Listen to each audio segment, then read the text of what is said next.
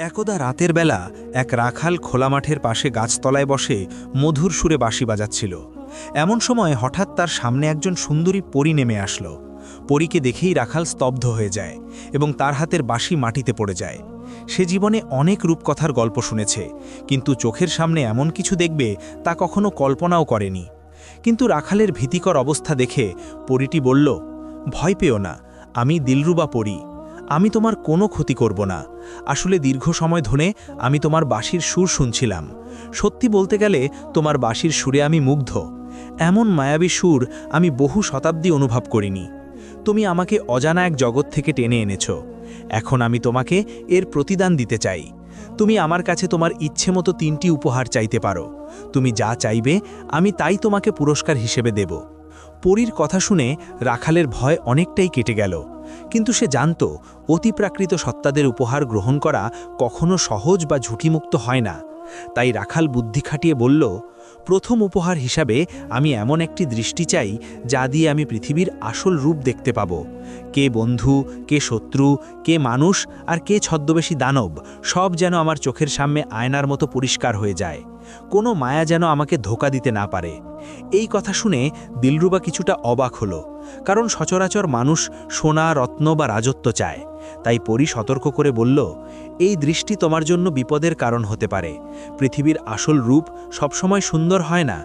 এর কারণে তুমি অনেক ভয়ঙ্কর সত্য দেখবে, যা তোমার রাতের ঘুম কেড়ে নিতে পারে। সুতরাং তুমি চিন্তাভাবনা করে বলো, এই উপহার নিতে চাও কিনা। কিন্তু রাখাল কিছুক্ষণ ভেবে বলল, হ্যাঁ, আমি চিন্তা করেই বলছি, আমি এই উপহার নিতে চাই। এই কথা শুনে দিলরুবা এগিয়ে এসে রাখালের চোখে ফু দিল। সাথে সাথে রাখালের চোখের মণি সাময়িকভাবে নীল আলোয় জ্বলে উঠিল এবং পরক্ষণেই স্বাভাবিক হয়ে গেল। অতঃপর রাখাল দ্বিতীয় উপহার চেয়ে বলল, আমাকে এমন একটি অস্ত্র দাও যা কখনো লক্ষ্যভ্রষ্ট হবে না এবং যার আঘাতে যে কোনো অন্ধকার শক্তির বিনাশ হবে, এবং এটি সম্পূর্ণ আমার ইচ্ছায় চলবে।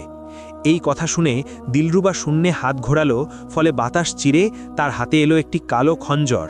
তখন দিলরুবা খঞ্জরটি রাখালের হাতে দিল। সাথে সাথে রাখাল অনুভব করল এক প্রচণ্ড শক্তি তার শিরায় শিরায় ছড়িয়ে পড়ছে।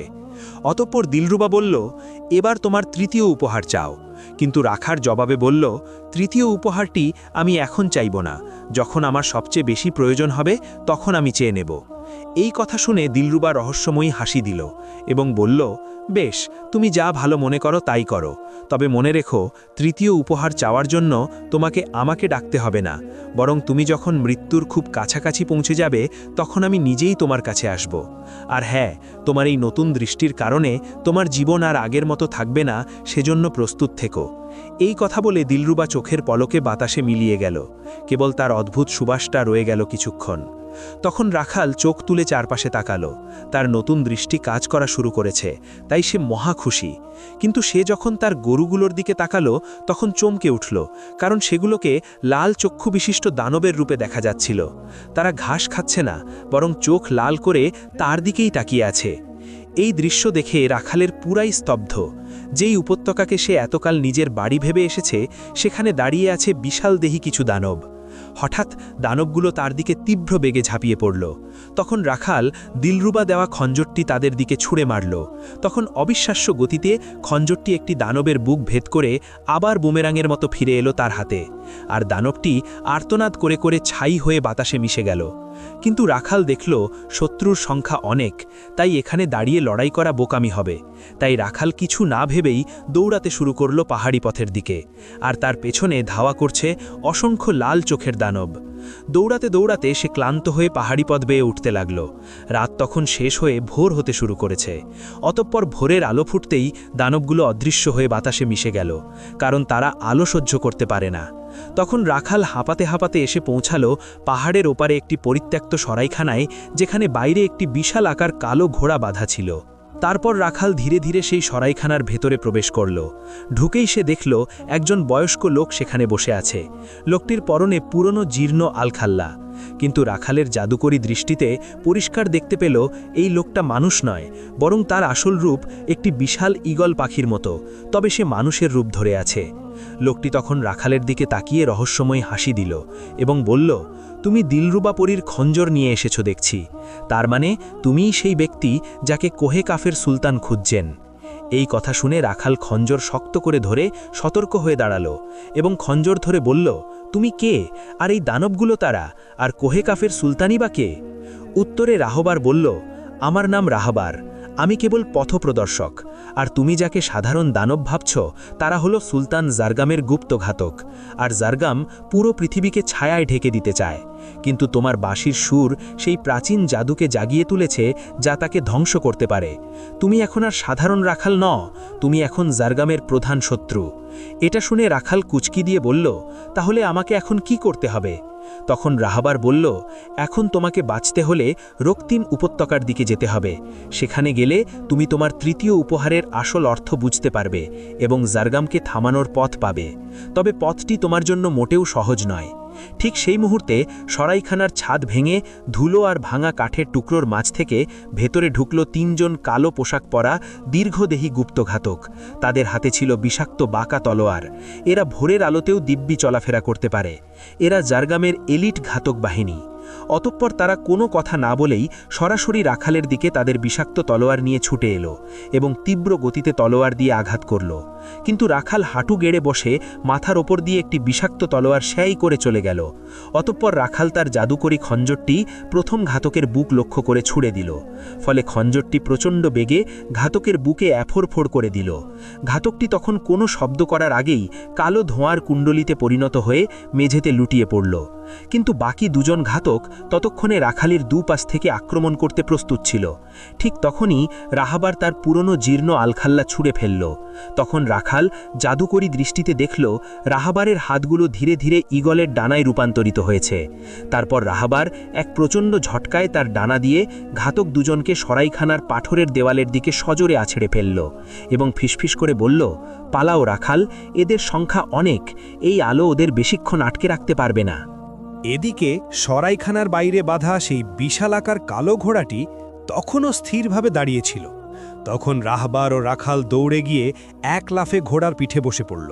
তারপর ঘোড়াটি তাদেরকে নিয়ে ছুটে চলল, যেন মাধ্যাকর্ষণকে বুড়ো আঙুল দেখিয়ে বাতাসের বেগে ছুটছে। কিন্তু রাখাল ঘোড়া থেকে পেছনে ফিরে দেখল সরাইখানার ধ্বংসস্তূপের নিচ থেকে কেবল ওই ৩ জন নয়, বরং কালো ধোয়ার কুণ্ডলি পাকিয়ে আরও ডজন ডজন ঘাতক মাটি ফুঁড়ে বেরিয়ে আসছে। তারা মানুষের মতো দৌড়াচ্ছে না, বরং পশুর মতো 4 পায়ে ভর করে ঘোড়ার চেয়েও দ্রুত গতিতে তাড়া করছে। তখন রাহবার বলল, এই ঘোড়া সাধারণ নয়, এর নাম আসহাব। সে এক ছায়া সাপদ। কোহে কাফের সুলতান জারগামের সুরক্ষিত আস্তাবল থেকে আমি একে চুরি করে এনেছিলাম। কিন্তু রাখাল তখন জিজ্ঞেস করল, জারগাম কেন আমার পেছনে পড়েছে? আমার বাঁশির সুরে এমন কি আছে যে সে তার পুরো গুপ্ত ঘাতক বাহিনী লেলিয়ে দিয়েছে? উত্তরে রাহবার বলল, আসলে বহু শতাব্দী আগে কোহে কাফের এক অত্যন্ত শক্তিশালী জাদুকর একটি সাধারণ বাঁশিতে প্রাচীন এক ঘুম পাড়ানি মন্ত্র বন্দী করেছিলেন। সেই জাদুকরী সুর দিয়ে তিনি জারগামের মতো ভয়ঙ্কর ও ধ্বংসাত্মক জিনদের ঘুম পাড়িয়ে মাটির নিচে বন্দী করে রাখতেন। কিন্তু তোমার হাতে সেই জাদুকরী বাঁশি কিভাবে এলো তা আমার জানা নেই, তবে তোমার বাজানো সুর সেই শতাব্দী প্রাচীন জাদুকে পুনরায় জাগ্রত করেছে। তাই জারগাম বহু যুগ পর এখন মুক্ত হতে চলেছে, কিন্তু সে সবচেয়ে বেশি ভয় পায় ওই সুরকে। সে চায় তোমার বাঁশিটি ধ্বংস করতে এবং তোমাকে চিরতরে পৃথিবী থেকে সরিয়ে দিতে। এই কথা শুনে রাখাল চমকে বলল, তাহলে দিলরুবা পরি সে আমাকে সাহায্য করতে এসেছিল, তাই না? এটা শুনে রাহবার হেসে বলল, দিলরুবা তোমাকে সাহায্য করতে আসেনি রাখাল, সে সেই জাদুকরের বংশধর। সে তোমার হাতে খঞ্জর আর জাদুকরী দৃষ্টি তুলে দিয়ে তোমাকে একটা জ্যান্ত টোপে পরিণত করেছে। সে চায় তুমি জারগামের মনোযোগ নিজের দিকে টেনে রাখো, যাতে সে কোহে কাফে নিজের হারানো রাজত্ব পুনর্দখল করতে পারে। তুমি এখন 2 মহাশক্তির দাবার গুটি। এটা শুনে রাখাল স্তব্ধ হয়ে গেল। সে বুঝতে পারল পরীর উপহার আসলে কোনো আশীর্বাদ ছিল না, বরং এক ভয়ঙ্কর অভিশাপ ছিল। অতঃপর ঘোড়াটি তাদেরকে নিয়ে চলতে চলতে পাহাড়ি পথ পেরিয়ে এক বিশাল জঙ্গলে প্রবেশ করল। এই জঙ্গলের গাছগুলো কাঠের নয়, বরং কালো স্ফটিকের মতো শক্ত পাথর দিয়ে তৈরি। সূর্যের আলো এখানে প্রবেশ করতে পারে না। তখন রাখাল জাদুকরী দৃষ্টিতে এখানে দেখতে পেল স্ফটিকের গাছের ডালে ডালে মানুষের মতো দেখতে কিছু অদ্ভুত প্রাণী ঘাপটি মেরে বসে আছে। এদের দেখে রাখাল চিৎকার করে বলল, সাবধান রাহবার, গাছের ওপরে বিপদ। রাহবার তখন বলল, এগুলো সাজারি, এই মৃত জঙ্গলের পিশাচ। তারাও আসলে জারগামের গুপ্তচর, তাই আমাদের খুব দ্রুত এই জঙ্গল পার হতে হবে, নইলে ওরা আমাদের রক্ত শুষে নেবে। এমন সময় হঠাৎ করেই সাজারিরা গাছের ডাল থেকে তাদের দিকে বিষাক্ত স্ফটিকের কাঁটা বৃষ্টির মতো ছুটতে শুরু করল। রাখাল তখন জাদুকরি খঞ্জরটি শূন্যে ঘুরিয়ে তাদের চারপাশে একটা অদৃশ্য লাল রঙের ঢাল তৈরি করল, যাতে লেগে কাঁটাগুলো ভেঙে টুকরো টুকরো হয়ে ছিটকে পড়তে লাগলো। এভাবে তারা ঘোড়ায় চড়ে প্রচণ্ড বেগে ছুটে চলেছে, কিন্তু জঙ্গল যেন শেষই হতে চায় না। এক পর্যায়ে চলতে চলতে হঠাৎ সামনে একটা বিশাল খাদ দেখা যায়। সেই খাদের নিচে টকবক করে ফুটছে লাল রঙের নদী। এই খাদের ওপারেই দেখা যাচ্ছে এক বিশাল লাল পাথরের পাহাড়, রক্তিম উপত্যকার প্রবেশদ্বার, সেখানেই তাদের যেতে হবে। অতঃপর ঘোড়াটি তার সর্বশক্তি দিয়ে খাদের ওপর দিয়ে শূন্যে লাফ দিল, কিন্তু ঠিক সেই মুহূর্তে পেছন থেকে ধেয়ে আসা একটি তীর সোজা ঘোড়ার পেটে বিদ্ধ হল। ফলে ঘোড়াটি শূন্যেই এক ভয়ঙ্কর আর্তনাদ করে তার ভারসাম্য হারিয়ে ফেলে। ফলে তারা খাদের ওপারে পৌঁছল ঠিকই, কিন্তু খুব বাজেভাবে আছড়ে পড়ে পাথুরে মাটিতে। ঘোড়াটি মাটিতে পড়েই ছাই হয়ে বাতাসে মিলিয়ে যায়। রাখালের শরীর ব্যথায় টনটন করে উঠল, কিন্তু থামার কোনো সময় নেই, কারণ ঘাতক বাহিনী খাদের ওপারে এসে জড়ো হয়েছে। তারা যে কোনো মুহূর্তে খাদ পার হয়ে যেতে পারে। অতঃপর তারা লাল পাথরের পাহাড়ি পথ ধরে এগোতে লাগল। রক্তিম উপত্যকার ভেতরের পরিবেশ যেন আরও ভয়ঙ্কর, চারপাশের পাথরগুলো যেন রক্তের মতো লাল। তখন রাখালের জাদুকরী দৃষ্টি দেখতে পেল এই পথের প্রতিটি ইঞ্চিতে অন্ধকার জাদুর ফাঁদ পাতা আছে। কোথাও পা দিলেই মাটি ফেটে বিষাক্ত গ্যাস বেরোবে, কোথাও আবার পাথরের ভিতর লুকিয়ে আছে অদৃশ্য ঘাতক। তাই রাখাল সাবধানে রাহবারকে পথ দেখিয়ে সামনের দিকে নিয়ে চলল। চলতে চলতে হঠাৎ উপত্যকার সরু পথটি শেষ হয়ে এক বিশাল ধ্বংসপ্রাপ্ত শহরে গিয়ে মিশে গেল। সেই শহরের নাম মাদায়েন। 1000 বছর আগে এটি একটি সমৃদ্ধ শহর ছিল, কিন্তু এখন কেবল এর কঙ্কালসার দালানগুলো দাঁড়িয়ে আছে, এছাড়া আর কিছুই অবশিষ্ট নেই। অতঃপর তারা শহরের ঠিক মাঝখানে একটা ভাঙ্গা প্রাসাদের চত্বরে এসে দাঁড়ালো। কি এখানেও হঠাৎ মাটি কাঁপতে শুরু করল। প্রাসাদের ধ্বংসস্তূপের ভিতর থেকে বেরিয়ে এলো এক বিশাল দেহী দানব।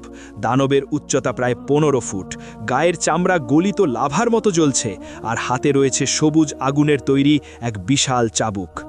অতঃপর দানবটি গর্জন দিয়ে বলল, আমি কাহলান, সুলতান জারগামের সেনাপতি। হে রাখাল, তোমার বাঁশি এবং জীবন এখানেই শেষ।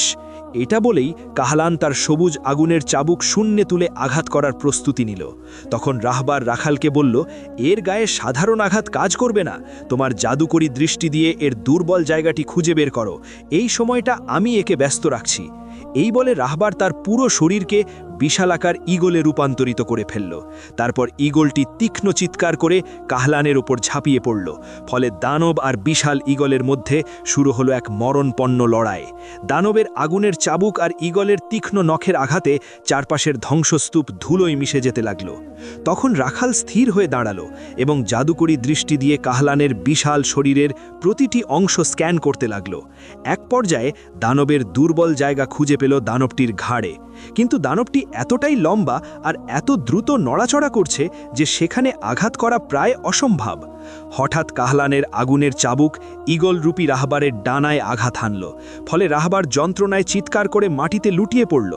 দানবটি তখন অট্টহাস্য দিয়ে তার বিশাল পা দিয়ে পড়ে থাকা রাহবারকে পিষে ফেলার জন্য পা তুলল। এই সুযোগে রাখাল ভাঙা পিলারে পা দিয়ে উপরে উঠে গেল। তারপর শূন্যে ভাসমান অবস্থায় সে তার জাদুকরী খঞ্জরটি সরাসরি কাহলানের ঘাড়ের সেই দুর্বল জায়গায় লক্ষ্য করে ছুড়ে দিল। ফলে খঞ্জরটি তীব্র বেগে দানবের ঘাড় ভেদ করে দিল। এতে কাহলানের শরীর থেকে সবুজ আগুন চারিদিকে ছিটকে পড়তে লাগল। কিন্তু দানবটি ধ্বংস হওয়ার আগে তার শেষ শক্তি দিয়ে হাতের আগুনের চাবুকটি রাখালের দিকে ছুঁড়ে মারল। কিন্তু চাবুকটি রাখালকে আঘাত না করলেও যেই পাথরের ওপর রাখাল দাঁড়িয়েছিল সেখানে প্রচণ্ড বেগে আঘাত হানল। এতে মাটি বিকট শব্দে ফেটে 2 ভাগ হয়ে রাখালের পায়ের নিচের মাটি ধসে পড়ল এক অনন্ত ধ্বংসাঘরে। অতঃপর রাখাল নিচের দিকে পড়তেই থাকল, ঘুটঘুটে অন্ধকার তাকে গ্রাস করে নিল। এক পর্যায়ে সে এক স্যাঁতসেঁতে গুহার মেঝেতে আছড়ে পড়ল, আর খঞ্জরটি তার হাত থেকে ছিটকে দূরে গিয়ে পড়েছে। অতঃপর সে ব্যথায় কাতরাতে কাতরাতে উঠে বসার চেষ্টা করল, কিন্তু তার জাদুকরী দৃষ্টি যা দেখল তাতে তার গায়ের রক্ত হিম হয়ে গেল। আসলে গুহার চারপাশ থেকে অসংখ্য লাল, হলুদ আর সবুজ রঙের জ্বলন্ত চোখ ধীরে ধীরে তার দিকে এগিয়ে আসছে। আসলে এগুলো কোনো ঘাতক বা দানব নয়, এগুলো এমন কিছু যা পৃথিবীর বুকে কখনো হাঁটে না। এমন সময় হঠাৎ অন্ধকারের ভেতর থেকে একটি শব্দ ভেসে এলো। তৃতীয় উপহারটি কি এখন চাইবে রাখাল, নাকি মৃত্যুর স্বাদ গ্রহণ করবে? দিলরুবার সে শীতল কণ্ঠস্বর রাখালের কানে বিষের মতো ঢুকল। সে অনুভব করল তার চারপাশের বাতাস ধীরে ধীরে জমে বরফ হয়ে যাচ্ছে। সেই শত শত জ্বলন্ত চোখগুলো এখন তার থেকে মাত্র কয়েক হাত দূরে। তখন রাখাল অন্ধকারী দৃষ্টিতে দেখতে পেল এগুলো আসলে কালো ছায়া সাপদ। এদের শরীর ধোঁয়ার মতো কুচকুচে কালো, কিন্তু নখগুলো ইস্পাতের চেয়েও ধারালো। তাই রাখাল অন্ধকারের মাঝেই হাতরাতে হাতরাতে খঞ্জরটি খুঁজতে লাগল, কারণ ওই খঞ্জর ছাড়া সেই পিশাচদের সামনে স্রেফ এক টুকরো মাংস ছাড়া আর কিছুই নয়। তখন আবারও দিলরুবার কণ্ঠ শোনা গেল, উত্তরের কোণায় পাথলের খাঁজে। কিন্তু তুমি সত্যিই মনে করো ওই সামান্য ছুরি দিয়ে তুমি এই হাজার হাজার ক্ষুধার্ত আত্মা থেকে বাঁচতে পারবে? হে রাখাল, তোমার আয়ু ফুরিয়ে আসছে, এখনও সময় আছে। তৃতীয় উপহারটি চেয়ে নাও, আমি তোমাকে এক পলকে এখান থেকে 1000 মাইল দূরে নিয়ে যেতে পারি। ততক্ষণে রাখাল খঞ্জরটি খুঁজে পেল, কিন্তু স্পর্শ করার সাথে সাথেই লাল আভা আবার গুহাটিকে আলোকিত করে তুলল। তখন রাখাল দাঁড়িয়ে বলল, না দিলরুবা, আমি জানি তোমার উপহারের দাম কত চড়া। আমি মরতে রাজি, কিন্তু বিনা লড়াইয়ে হার মানব না। আর তৃতীয় উপহার আমি তখনই চাইব যখন আমার জয় নিশ্চিত করার আর কোনো পথ থাকবে না। পালানোর জন্য আমি তোমার কাছে হাত পাতব না। এই কথা শুনে দিলরুবা দীর্ঘশ্বাস ছেড়ে বলল, বোকামি করছো, তবে তোমার এই সাহসী হয়তো তোমাকে এত দূর এনেছে। দেখা যাক তোমার বাঁশির জাদুকর তোমাকে বাঁচায় কিনা। এই কথা বলা মাত্রই কালো ছায়া সাপদগুলো রাখালের উপর ঝাঁপিয়ে পড়ল। তখন রাখাল ক্ষিপ্র গতিতে খঞ্জর চালিয়ে প্রথম 3টির বুক চিরে দিল, কিন্তু এরা মারা যায় না, বরং খঞ্জরের আঘাতে ছিন্ন ভিন্ন হয়ে আবার নতুন করে জন্ম নেয়। তাই রাখাল বুঝতে পারল শারীরিক শক্তি দিয়ে এদের হারানো অসম্ভব। তখন হঠাৎ তার মনে পড়ল রাহবরের বলা বাঁশির সুরের কথা। তাই রাখাল তার কোমরে গোজা সেই পুরনো বাঁশিটি বের করল। তারপর বাঁশিটি মুখে নিয়ে সে কোনো গান বাজানোর চেষ্টা করল না, বরং তার পুরো মনের শক্তি দিয়ে একটি তীব্র ও কর্কশ সুর ফুঁ দিয়ে বের করল। সুরটি বাজার সাথে সাথে গুহার ভেতরের বাতাস যেন কেঁপে উঠল। কালো ছায়া সাপদগুলো আর্তনাদ করে পিছিয়ে গেল। তাদের ধোঁয়াময় শরীরগুলো সুরের কম্পনে তাসের ঘরের মতো ভেঙে পড়তে লাগল। রাখাল লক্ষ্য করে দেখল গুহার পাথরের দেয়ালে খোদাই করা প্রাচীন নকশাগুলো সুরের ছন্দে নীল আলোয় জ্বলতে শুরু করেছে। অতঃপর বাঁশির সুর যত তীব্র হল, দেয়ালের নকশাগুলো তত উজ্জ্বল হতে লাগল। হঠাৎ একটি দেয়াল সশব্দে সরে গেল এবং একটি গোপন সুড়ঙ্গের পথ বেরিয়ে এলো। তখন রাখাল এক মুহূর্ত দেরি না করে সেই সুড়ঙ্গে ঢুকে দৌড়াতে শুরু করল। সুড়ঙ্গের ভেতর দিয়ে দীর্ঘক্ষণ দৌড়ানোর পর সে নিজেকে এক বিশাল ভূগর্ভস্থ হ্রদের সামনে এসে উপস্থিত হল। সেই হ্রদের পানি স্বচ্ছ নয়, বরং রূপালী পারদ বা লিকুইড মেটালের মতো জ্বলছে। কিন্তু হ্রদের মাঝখানে একটি ছোট দ্বীপ, আর সেখানে বেদির ওপর একটা কাচের আধারে রাখা আছে একটি নীল রঙের হীরা, যা থেকে ক্রমাগত ধোঁয়া বের হচ্ছে। এটা দেখে রাখাল বিড়বিড় করে বলল, এটাই কি তাহলে সেই জাদুর উৎস, নাকি এটা কোনো দানবের চোখ? এমন সময় পেছন থেকে একটি কণ্ঠ শুনে ফিরে তাকালো, দেখল রাহবার রক্তাক্ত অবস্থায় খুঁড়িয়ে খুঁড়িয়ে সুড়ঙ্গ থেকে বেরিয়ে আসছে। তখন রাখাল খুশি হয়ে বলল, রাহবার, তুমি বেঁচে আছো? উত্তরে রাহবার ক্লান্ত কণ্ঠে বলল, হ্যাঁ, তবে বেশিক্ষণ নয়। জারগামের মূল বাহিনী এখন উপত্যকার উপর পৌঁছে গেছে। তারা এই হ্রদের প্রবেশপথ খুঁজে পেয়েছে। আর ওই হীরাটি সাধারণ কোনো রত্ন নয়, ওটা হলো সুলতান জারগামের হৃৎপিণ্ড। 1000 বছর আগে জাদুকর তার বাঁশির সুরে জারগামকে বন্দী করার সময় তার প্রাণশক্তি এই হীরায় আটকে দিয়েছিলেন। এটা ধ্বংস করতে পারলেই জারগামের চিরতরে বিনাশ হবে। এই কথা শুনে রাখাল আবার দ্বীপের দিকে তাকালো, কিন্তু হ্রদের ওই রূপালী পানি পার হওয়া যেন অসম্ভব, কারণ সে দেখল পানির উপর দিয়ে অদ্ভুত সব বৈদ্যুতিক তরঙ্গ বয়ে যাচ্ছে। সেটা স্পর্শ করলেই ছাই হয়ে যেতে হবে। তাই রাখাল জিজ্ঞেস করল, আমি ওখানে যাব কি করে? তখন রাহবার বলল, বাঁশি, তোমার বাঁশির সুরে এমন এক কম্পন তৈরি করো যা এই রূপালী পানির উপর একটি অদৃশ্য সেতু তৈরি করবে। এই সুরই তোমার পথ। অতঃপর রাখাল চোখ বন্ধ একটি শান্ত ও গভীর সুর বাজাতে শুরু করল। সেই সুরের টানে রূপালী পানি স্থির হয়ে গেল এবং এক অদ্ভুত জাদুকরী শক্তিতে পানির উপর একটি সরু স্ফটিকের পথ তৈরি হলো। তারপর রাখাল বাঁশি বাজিয়ে বাজিয়ে সেই পথে পা বাড়াল। প্রতিটি পদক্ষেপে সুর যেন আরও গম্ভীর হচ্ছিল। এক পর্যায়ে দ্বীপে পৌঁছে সে কাঁচের আধারের সামনে দাঁড়ালো। হীরাটির ভেতরে সে দেখতে পেল জারগামের ক্ষুদ্র এক প্রতিচ্ছবি, যা যন্ত্রণায় ছটফট করছে। তখন রাখাল খঞ্জর উঁচিয়ে হীরাটি ভাঙার জন্য উদ্যত হল। এমন সময় একটি ভয়ঙ্কর গর্জন শুনে সবকিছু কেঁপে উঠল। তখন রাখাল দেখল হ্রদের রূপালী পানি ফুঁসে উঠে বিশাল এক তরঙ্গের সৃষ্টি হয়েছে, এবং সেই তরঙ্গের ভেতর থেকে উঠে এলো এক অতিকায় দানব।